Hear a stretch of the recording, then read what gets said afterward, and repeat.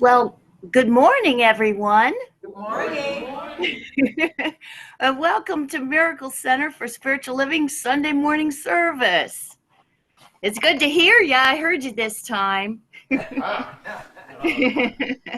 um, thank you, Gilbert, for those beautiful ticklings of the ivory over there. Thank you so much. Um, this morning's Sunday morning service, this morning we are March 17th, 2024. St. Patrick's Day.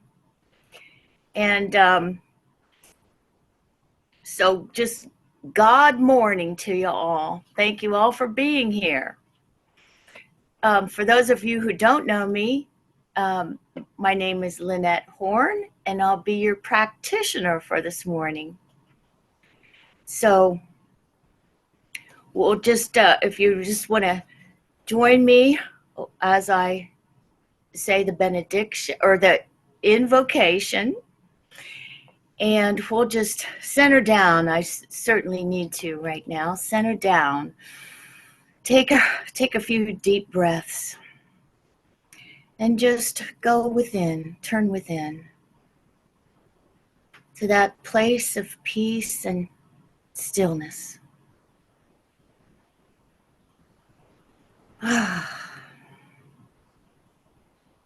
Divine Spirit, beloved God, we recognize your presence right here, right now. We recognize your presence among us and within each one of us. And we are just thankful and grateful to be here, to come together for Miracle Centers for Spiritual Living Sunday morning service on this beautiful sunny Sunday morning in fellowship and just being together, like minds, like hearts. So we just give thanks for this morning's service. We give thanks for every little bit that has come before to put this production on, to put this, to be together, to be ready. And we're just thankful that we all can just partake in this beautiful message that Spirit has in store for us, to open our hearts and minds and receive. And we are ready to receive all the goodness and all the wonderment that the Divine Spirit has already given. And so, blessing this morning's service, blessing each and every one of us for being here and the ones that are yet to come and join us. Just know that you are blessed. And we are one in this oneness, in this wholeness, one in God.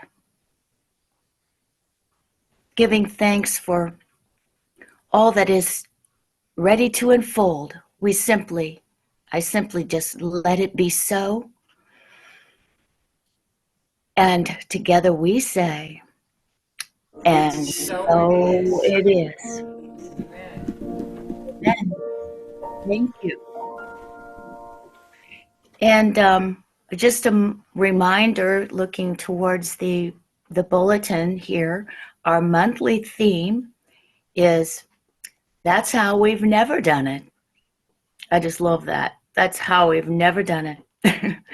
And our weekly topic is Tell Me Something Good. So with that, let's see. The affirmation reads, Divine intelligence lives in me and guides me in each new day. And let's say that together about 2 times. Divine intelligence lives in me and guides me in each new day. Divine intelligence lives in me and guides me in each new day. And that feels good.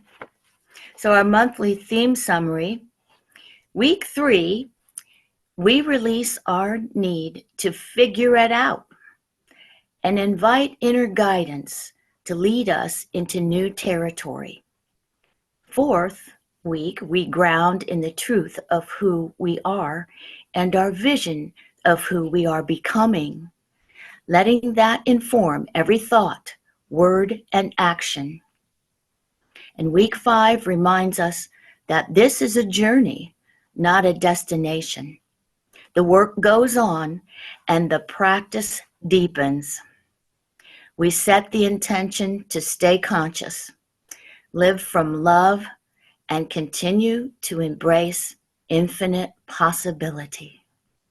That's beautiful. And the summary of today's topic, as divine humans, we're gifted with amazing intellectual tools for rational problem solving.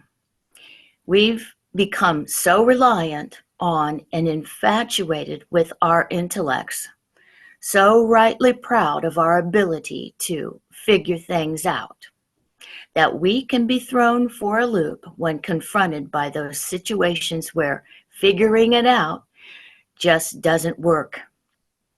We've forgotten we can tune into the deeper intelligence available within us, the intuition that transcends intellectual understanding, and allow it to deliver our divine solution. It's up to us to release our need to figure it out and invite inner guidance to lead us into the new territory of our brand new day.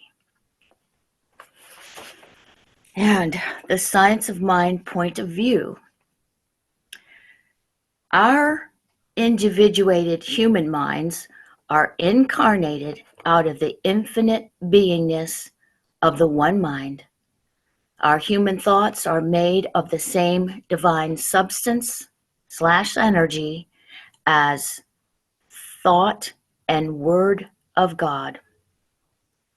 The creative power and possibility that is our birthright are only limited by the size of the mold we offer for its expression.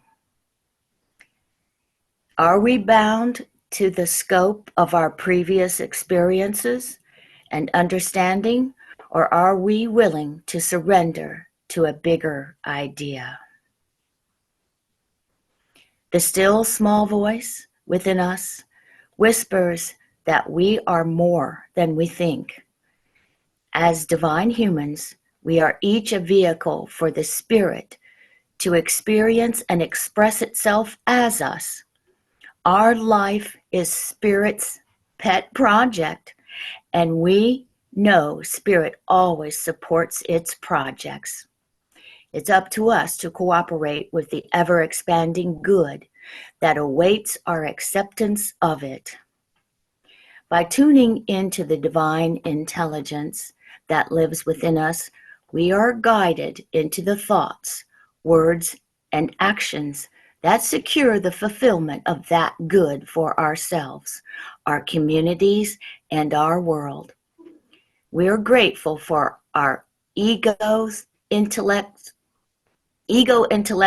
problem-solving skills and celebrate our inner gift of a deeper kind of knowing that's available to us when we trust and allow its guidance. And so it is. So now it's time to receive Reverend June's message, and she's titled it, I Don't Know How, but Spirit Does.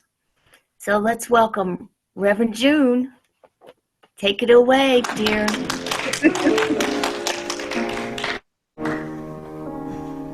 Good morning. Good morning.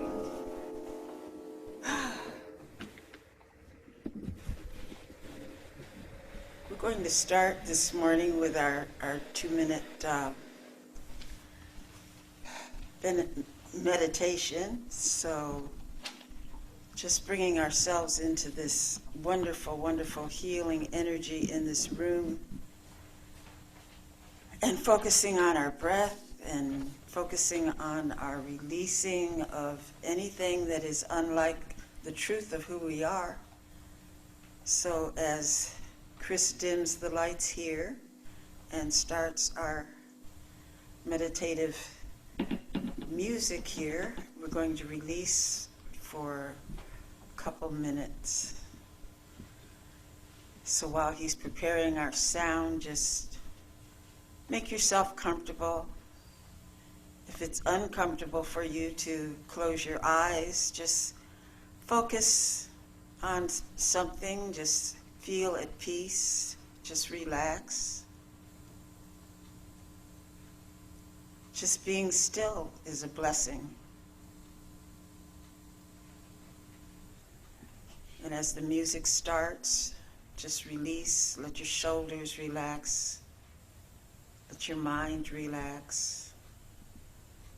Just focusing on the heart of God, our inner heart, our human heart, and our blessed spiritual heart. Relaxing into the sounds.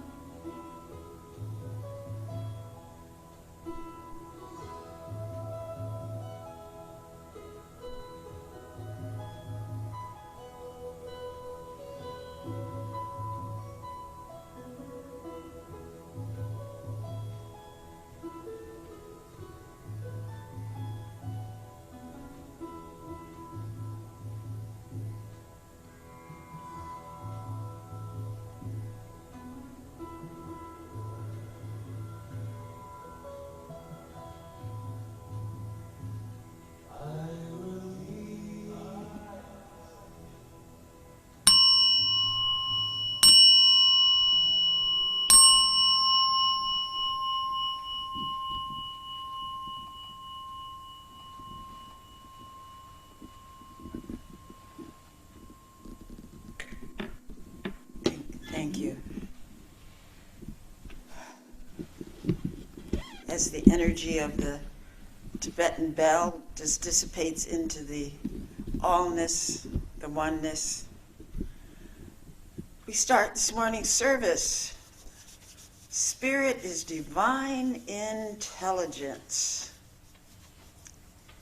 Nothing new. That's what we've been talking about for a very long time. That's what we know, that's what we experience, and that's who we are. I'm going to start on, I'll just read this short little paragraph here, and then we'll go into page 401, the first paragraph. Time spent in our spiritual practices of meditation and spiritual mind treatment can bring us closer communication with our inner wisdom. One common element in these techniques is a willingness to relax, release, and simply allow the gift to be given. Our affirmation that helps establish this surrender receptive attitude is, I don't know how, but Spirit does. The bigger truth of my spirit, knowing and expressing itself as me, has it handled. And with each moment of not necessarily being in control and not necessarily knowing what's going on, there is always that oneness that is who and what we are, that sustains us, that brings us through everything. And this morning on page 401, in the first paragraph in our textbook, remember that when you use your subjective mind, you are using the creative power of the universe. For the two are really one. There is but one mind. Whether it with a capital I be individual or universal. And immediately, two things are said. Whether it be individual or universal. Universal has a capital U, which means it's God. And it in that sentence is a lowercase I, which means it's the little, the small, the humanness of us. And for some people, as we move into religious science and get the word that there is only one, and then you read a sentence that says, it be individual or universal. Okay, now explain that to me. You said there was only one. There is one all-encompassing essence and truth, and that is God as it expresses itself in and as you and myself and every inanimate, animate object on this earth. There is only one universal God. And accepting that and knowing that truth is the essence of what it is to live with peace and energy and joy and love. Remember also that mind in its conscious state is spirit. Whether we think of it with a capital I, whether we think of God as in man or God, as we think of it in man or in God, this is whether we think of it as individual or universal. Mind in its unconscious and subjective state is the law of cause and effect. Now we got another word. We got law here. So all of these terms, all of this oneness is described in so many ways. And the law is what governs us, governs it, governs all that is, all that happens, all that can be, all that ever will be, and all that ever was. The law of cause and effect of itself, capital I, meaning God, is not an entity, but is the way that we use great law. How do we use the law, the godness that we are? How do we use the energy and the love and the purposefulness and the bountifulness that we have? How do we use the great law of all life. From the viewpoint, any particular effect may be changed by altering our thought relationship to the fundamental law which gives rise to lesser cause and effects. Wow. Yes. It's a mouthful several times, and it's a brainful several times. It takes time to be with God. Read it, think about it, enact it, but relax into it because it's not difficult. It's not beating us up. In fact, it is allowing us to stress with it because it is what it is and wants us to fully enact it and understand it. We cannot do while we look only to that which is limited or already in form. I like that.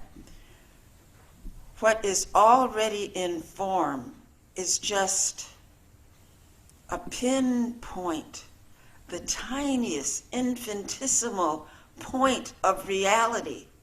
The unknown is so vast, so huge. We think we know so much, and we know so little. This is in capital letters. We deal with the formless. We deal with the formless.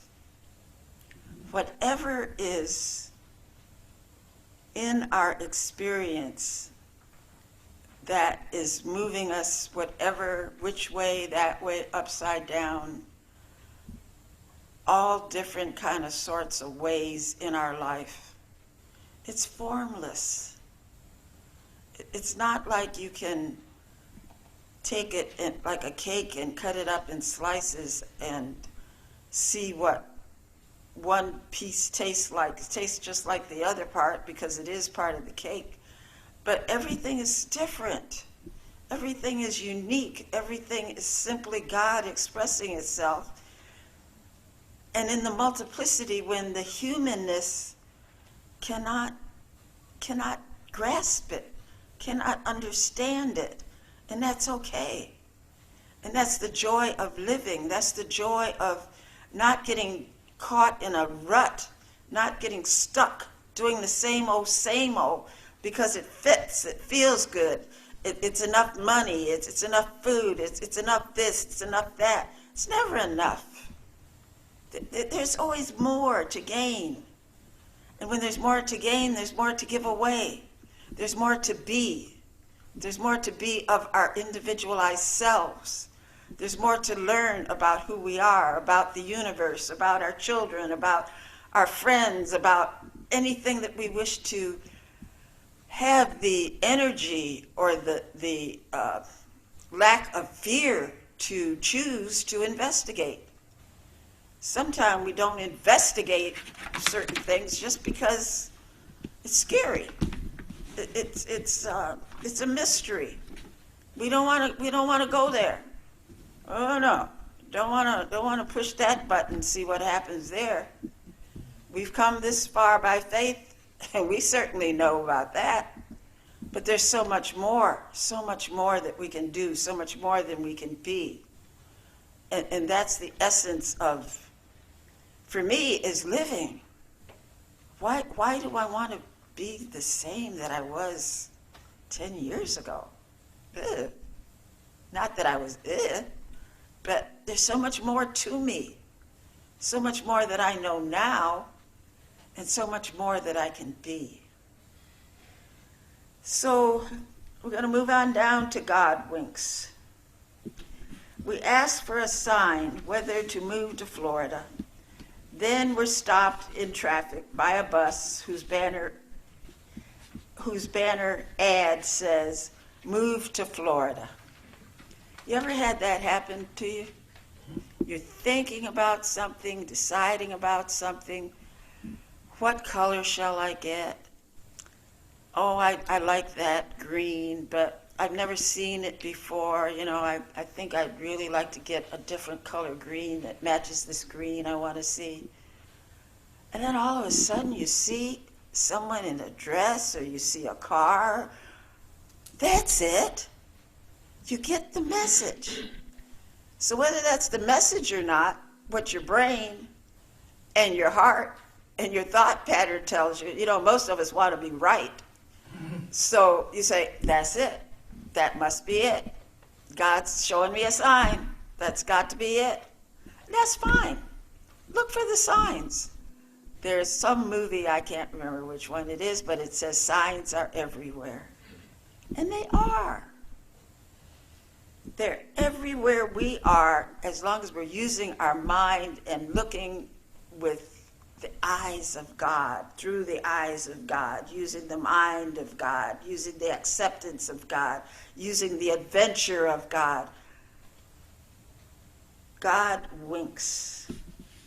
The one mind arranges these synchronicities, creating spaces where our unconscious and conscious intuition and intellect communicate with each other via that seemingly outer occurrences.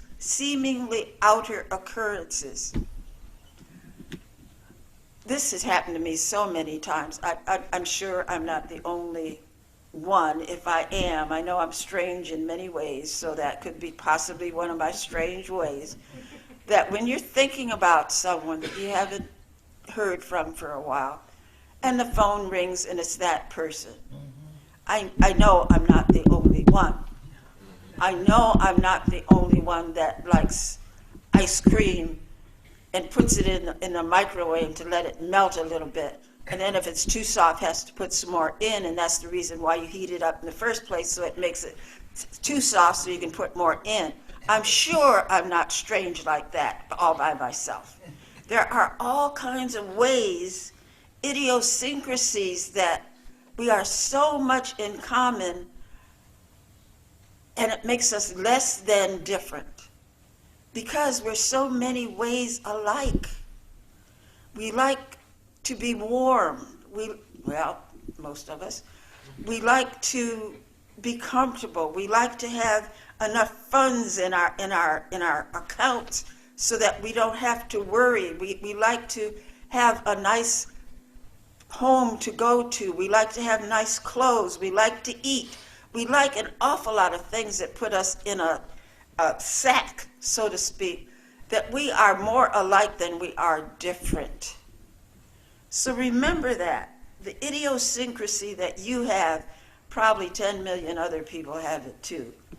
So that keeps us all in alignment with the sameness of who we are. And that brings me around to love and loving and being loved and accepting and having acceptance, and why not?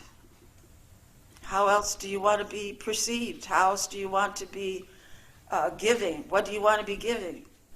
Do you want to be giving frowns and complaints and oh my's and ain't it awfuls all the time?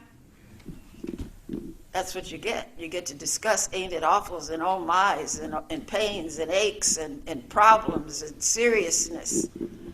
Laugh a little, mostly at yourself. I find that very easy to do. Those moments are good reminders that the veil between is thinner than we think. And Ernest Holmes, in one of his occurrences at a church in California, I believe, I won't call the name, I think it's the Gardena Church. I can't remember. But he has a episode of where he speaks of the veil being thin.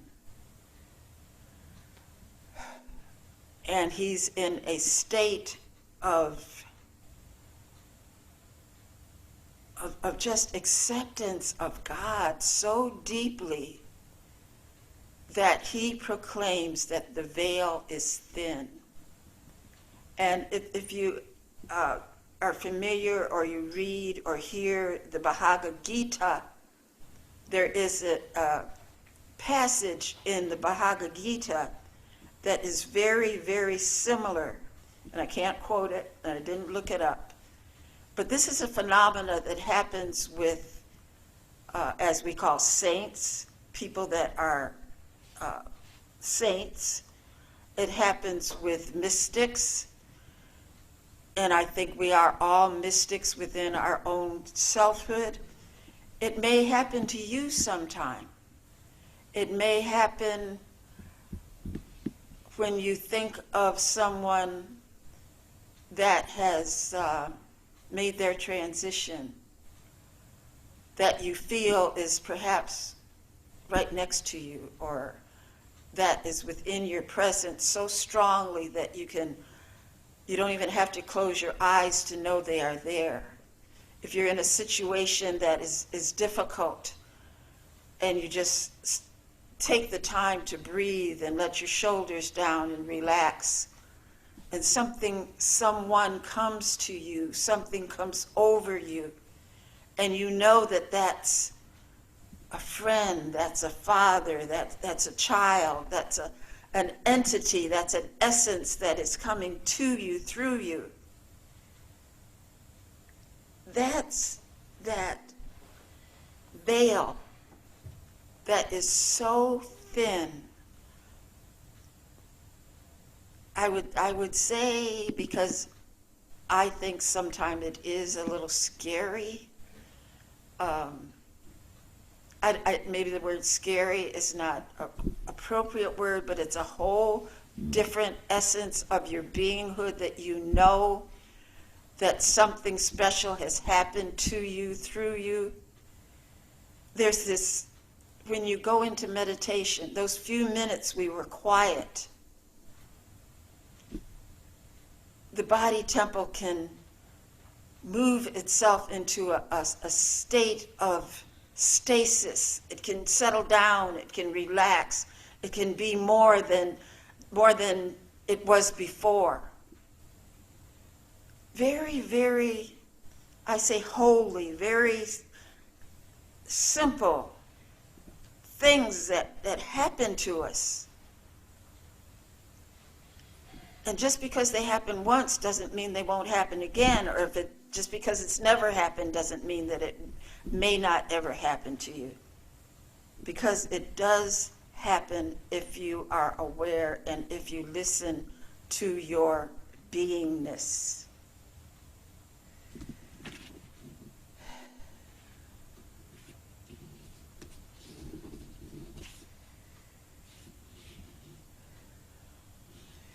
We can appreciate the life, sometimes silly nudges, as much as the big 2x4s.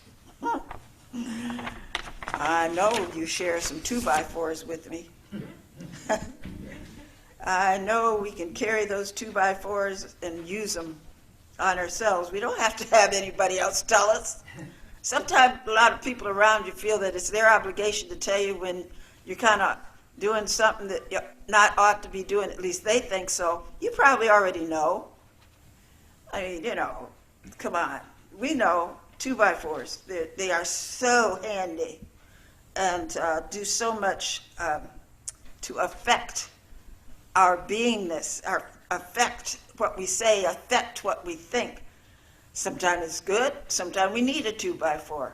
But most of the time it's because we want to beat ourselves up about something we've done and how stupid I was to do it. And that's ridiculous because it's already done, but we continue to do that. At least I do sometimes.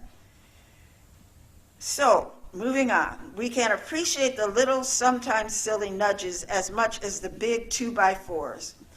Our one friend calls them God winks. They tickle. They make us smile, or sometimes even laugh out loud in gratitude. That's the truth, too. I got through that one. Missed that one. Got to laugh at yourself. You got to keep going. They're the universe's confirmation we're loved, we're on the right track, and spirits got our backs. Spirits got our backs, and our fronts, and our sides, and our bottoms, and our tops. Spirit is just there for us whenever and about whatever. So in the textbook, we go to 3 planes of life, and that's from the teachings of Jesus on page 474. Okay, let's see. 474, fourth paragraph. 1, 2, 3, 4. The conversation between God and Adam and Eve in the Garden of Eden represents the arguments that go on in our own minds when we try to realize the truth. I like that word, realize. When we try to realize the truth. Because to me, realizing means that you have given it some consideration, that you're thinking, that you're analyzing, that you're being aware of where you want to go with what you want to do. And you say, well, you can't go forward unless you think it first, and that's true. But some things take a little more depth than other things. So when you realize that you're on the right track, for that moment, for that thought, that is what you are doing. That is what you are knowing. If the realization occurs to you, perhaps that realization was not as accurate or was not as assistive as I thought it was, it's a realization also. So there's such a thing as, I'm changing my mind. Perfect. Keep on going. These arguments are familiar to all. The expulsion from the garden is a necessary and logical outcome of tasting of dual experience. Dual, two. Dual experience. Or perhaps even one or more could be said. And that's fine. That's fine as long as we're holding on to the belief, to the confirmation that God is all there is, that there's this realization, there's this human mind and this almighty Godness of us, and the humanness of us is sometimes a little irrational. It is sometimes a little unknowing. It is sometimes impatient. It is sometimes unforgiving. It is sometimes downright wrong. So when we have these dual experiences in our humanness, when we are downright wrong, we know that the essence and the truth of our universal mind is protecting us and is going to allow us to have the time to realize perhaps there is another way. And what a safeguard that is to living a good life.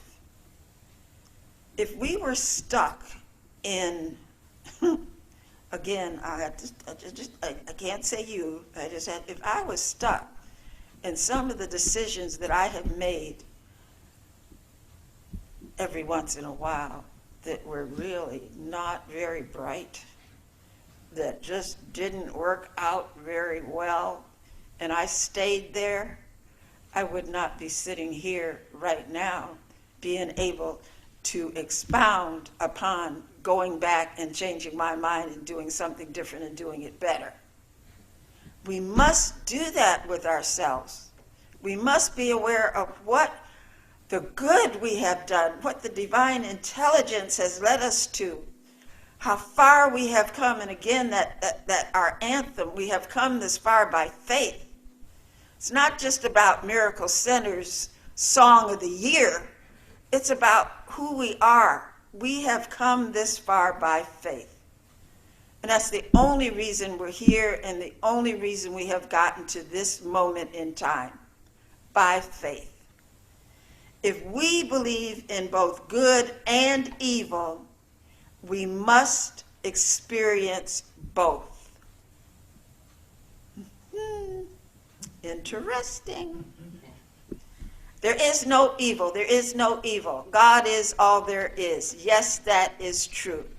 The perception of the human being is there is good and there is evil.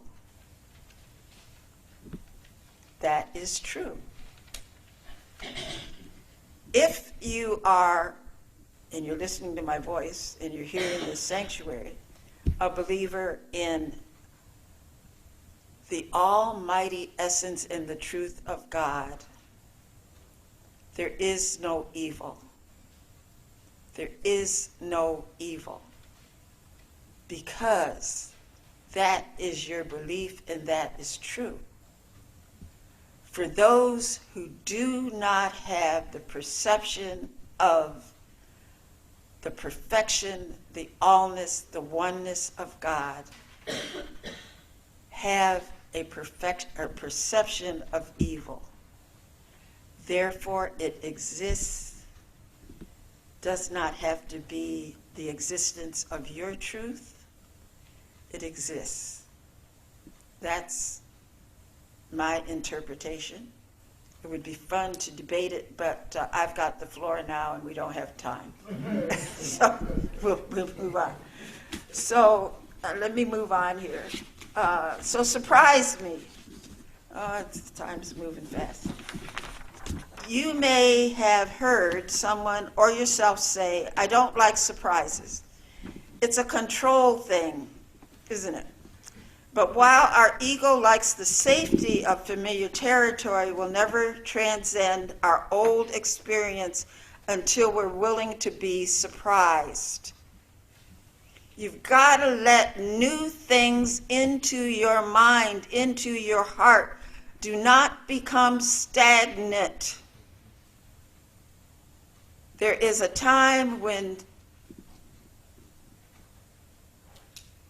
it may not matter to you in your life what is going on.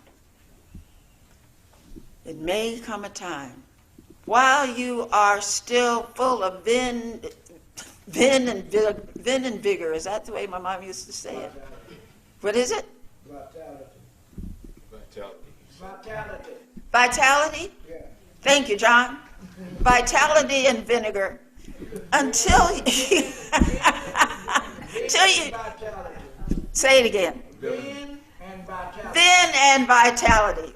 Got it this time. Until you don't feel like you want to be bothered with anything, just keep pushing. Just wait to be surprised about something.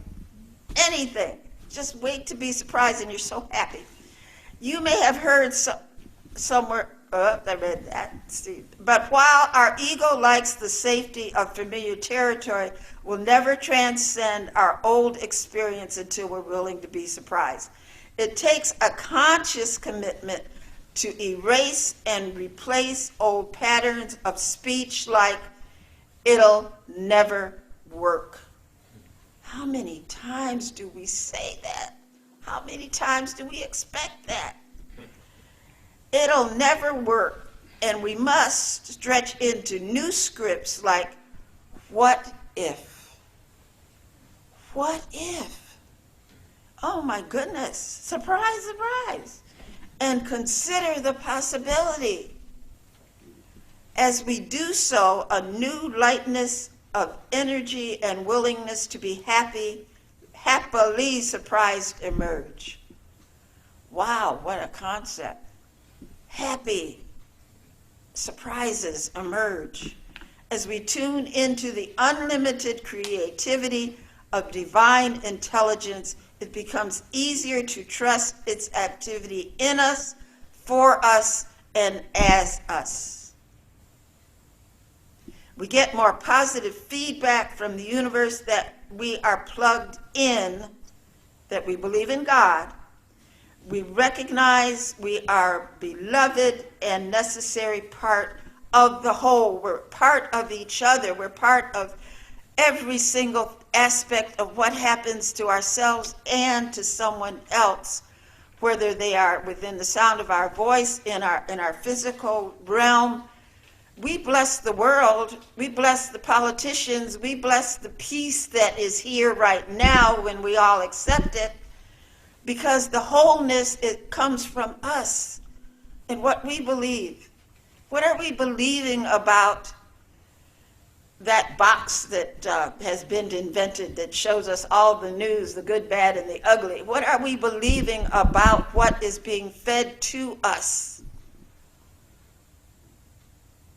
Are we being lax? Are we ignoring it? Are we turning off the noise? Are we listening? Are we investigating? Are we deciding that when that November date comes that we know what we're going to do and we're going to do it, and whatever it is right for this country and for you, that you're going to do it? Don't let all the yimmer yammer get to you. Just keep on expecting a surprise to come forward. Just move forward, be forward. We relax our expectations and live in expectancy. On page 1, let me see, which one shall I pick here? Let's go to 168 and see what it says here about, okay, we're going to do expectations on page 167-4. The one seeking to demonstrate the power of spiritual realization in everyday affairs should believe in divine guidance. He should affirm that his mind is continually impressed with images of right action, and that everything in his life is controlled by love, harmony, and peace, that everything he does prospers, and that the eternal energy, 2 capital letters, eternal energy back of all things animates everything which he undertakes. That's a good mouthful to reread several times. 167 down in what is a practitioner, right in the middle of that paragraph. So looking at what we can do for ourselves, and on page 168:1, I'll start with the last sentence on 167, he should declare that spirit within him is God, quickening into right action everything he touches, bringing the best out of all experiences, and forever guiding and sustaining. We know what guiding is. We know what sustaining is. And I think both of those words are key to what we do with our beliefs. Forever is the first word. Forever guiding, forever knowing, forever recognizing, bringing up new things, looking at things differently, investigating, reading more, listening to more, really listening to other people. What do they say? People in other religions, people that go to other churches. What do they say? Oh my goodness, they sound like they're science of mind. Only because you are so well versed in what you believe that you can accept what they believe and turn it into what you believe. There's nothing wrong with what they're saying. They believe actually the same thing we do. Sometime other religions find it difficult to say, yeah, I believe, I kind of agree with you, science of mind people. That's okay. Doesn't matter. All the same thing. The greatest good which his mind is able to conceive should be affirmed as a part of his everyday experience. When it says his, it's talking to us folks, every day. No matter what the occupation of such a man, he is a mental and spiritual practitioner, and from such daily meditations he should venture forth into a life of action with the will to do, the determination to be, and a joy in becoming. Oh my goodness, the joy in becoming. More this next section I'll change the word. This next moment in your life to become more and more of who you were just a half a second ago. Just moving, keep moving, keep doing the dance, do the happy dance. So I'll go into the call to the action here. The universe continually offers us all we need for our journey. You know, sometime our journey, I just have to say, last 2 days, this house, tip of my hair to the bottom of my feet, my journey has been a journey. That's why I'm sitting down today. It's been a journey. But you know what? The God love when I walked in this building, it reconfirmed that that journey is okay. That journey is on track. That journey is just fine. So we all got a journey. It whispers and it shouts. And I'm telling you, it shouts, and it shouts good, and it shouts big. God winks and happy accidents large. Let me start this whole sentence again because that sounds funny. The universe continuously offers us all we need for our journey. Whispers and shouts, God winks and happy accidents large and small. As we consciously invite more of its wisdom and guidance into our awareness, newness, new directions, and new possibilities are revealed. You think you know it all? Sometimes we do, but we don't know a gosh darn thing. We're so full of newness and awareness. We can step into action trusting we are realigned with our highest good, and that is in capital letters. Just goodness, just allness, just perfection, just health and wellness. It's just who we are. And whenever it changes its pattern, it's for a reason. It's a wake-up call. Talk to me. Oh, there's a beautiful song. Talk to me. And it's kind of a smooth thing. Talk to me. Talk to God. Just talk to God. Rest when you need to, but rest with God under your pillow and on your feet and on your arms and on your whole body. Just rest. So we have a song, and we're going to sing it. We have enough people here to sing. We have enough people on Zoom to sing. And the choir used to sing it. We have 2 or 3 of us here. And it's, "Oh, give thanks unto the Lord." And the words are up there. The tune is going to be played. So let's have a little concert here this morning. Wake us up. Okay, hit it, Chris. Just know that the oneness, the allness, the purposefulness, the peace of God is completely who you are, who I am, through all that this universe is. Accept it. Accept it as the oneness of you. And the ease and the grace of communicating with this one awesome God lives in us, is our truth. Whenever there is joy, whenever there is sorrow, whenever there is the appearance of anything like perfect health, whenever there isn't the appearance of anything unlike prosperity, just go to your inner self, your inner mind, your knowingness of Godness, who you are, and tap into that beautiful essence, that center of your being.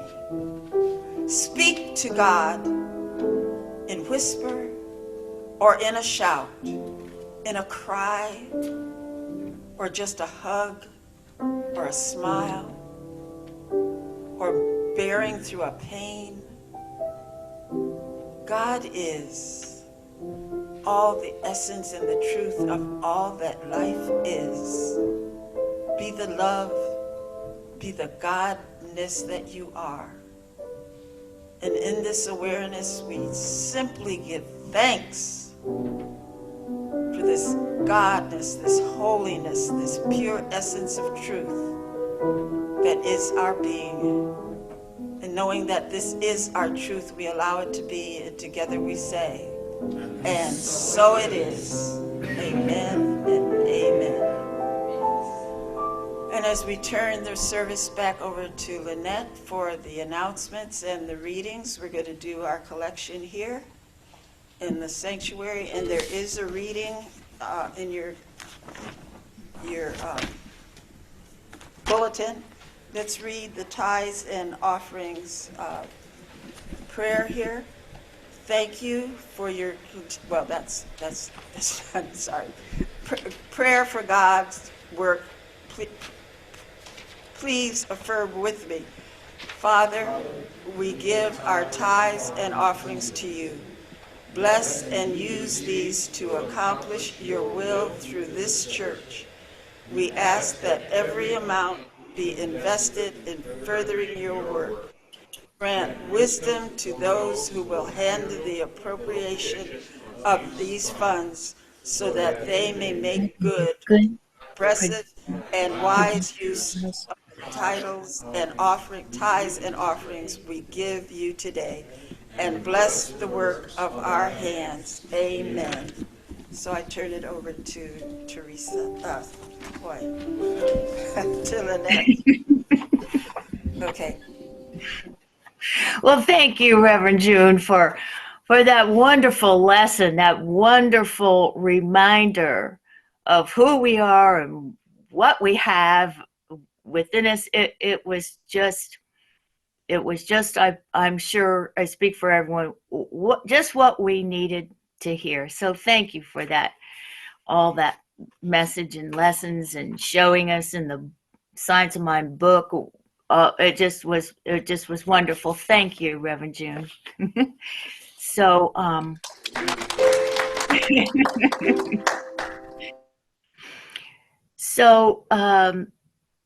turning to the bulletin, the announcement there is practitioners are available for personal prayer and assistance after service Sunday mornings.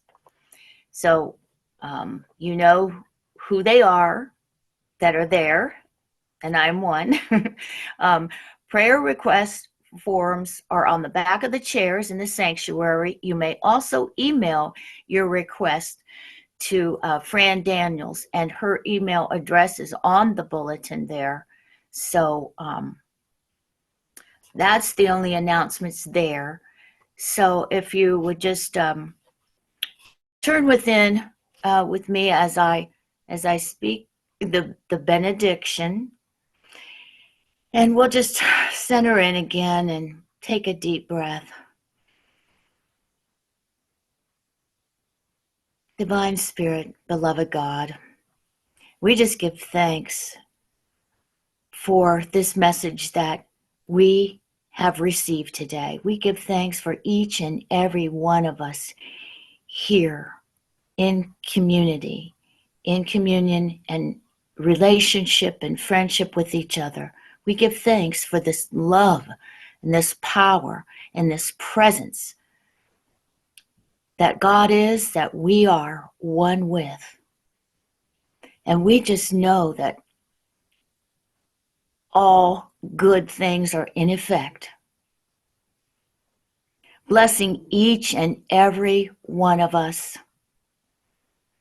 throughout the week as we make our day, blessing each day that we have. And until we come together again, we just give thanks And I just simply let it be so. And together we say, and so it is. Okay, we're going to circle up in there and sing the peace song.